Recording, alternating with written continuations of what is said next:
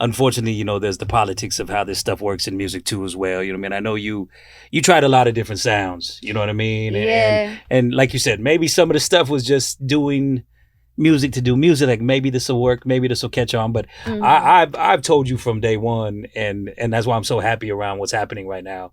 Like you in my heart and eyes and ears, like are true R&B artists. You know what I mean? Yeah. Like I think that's what shines mostly in your light when it comes to your music. So I mean, do Yeah. you feel the same way? Like, I feel exactly the same way. Like, and I had a defining moment too, because I think it was the Latin Grammys or something, and it was just like a whole week of events and doing stuff. And this was when I kind of was doing a little bit more Latin leaning records, and um, I was out at the club, and it was like after being at all these events, and all you're hearing is reggaeton, reggaeton, reggaeton.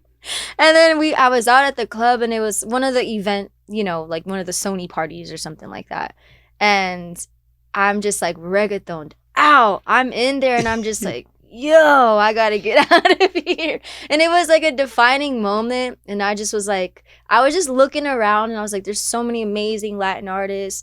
There's so many like dope execs. But I was like, this isn't me.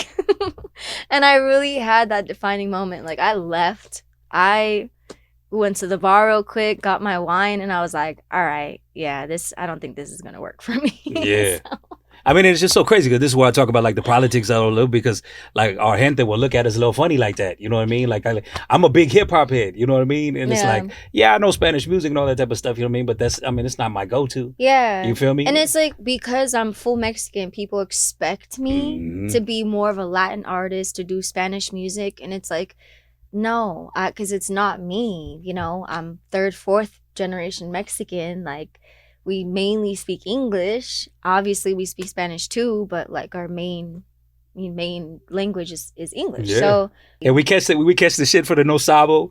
You know. no sabo kids.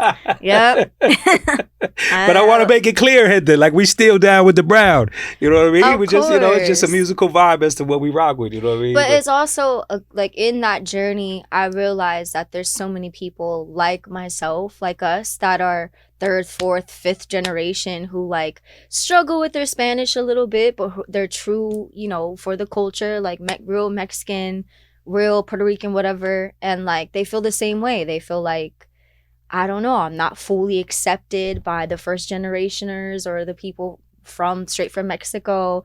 And like you kind of have this weird place where like people try to tell you like, oh, you're not Mexican anymore. You Americanized. And like so we go through all these things. So but I realized that there's so many people just like me who struggle with their Spanish, but it's like, no, I'm really Mexican. Like, no, like don't take away from me. yeah, So yeah, I feel like it's like talking about that and being like true to myself and doing what I need to do, like, to for me. And I don't have to fit in perfectly. yeah. So I think people appreciate that. Yeah, I mean, and I think too, like I said, that's what defines an artist is staying true to themselves.